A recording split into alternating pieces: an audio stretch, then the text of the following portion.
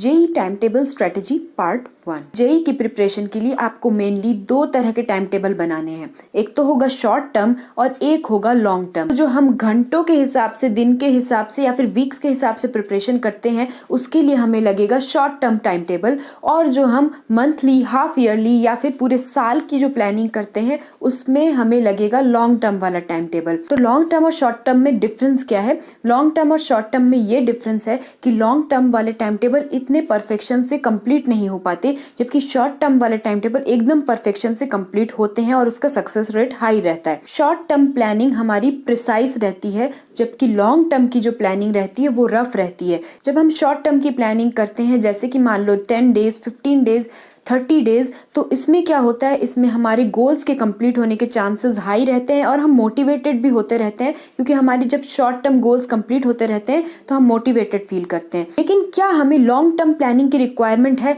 Long term planning rough होना क्यों ज़रूरी है? इस प्लानिंग का रफ होना इसलिए ज़रूरी है क्योंकि हमारे पास एक पर्टिकुलर टाइम लिमिट होना चाहिए किसी भी कोर्स को कंप्लीट करने का, सिलेबस को कंप्लीट करने का।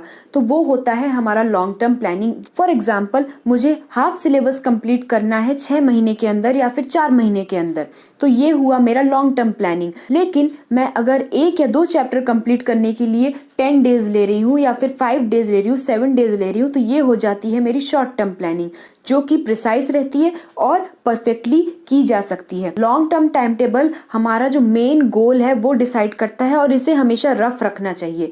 जो लोग इस टाइम टेबल को एकदम प्रिसाइज बनाते हैं उनको एक प्रॉब्लम जाती है कि इस टाइम टेबल को प्रिसाइज बनाने से वो टाइम टेबल फॉलो नहीं हो पाता और वो डीमोटिवेट हो जाते हैं। तो ऐसे प्लानिंग में जरूर कहीं ना कहीं प्रॉब्लम आती है और कुछ ना कुछ लूप होल छूट जाता है। हमारा डेली रूटीन एक जैसा ना होने की वजह से ये प्लानिंग अफेक्टेड हो जाती है। लेकिन इस प्लानिंग को करे तो करे कैसे? क्योंकि हमें टाइम टेबल बनाना तो अभी भी नहीं आता।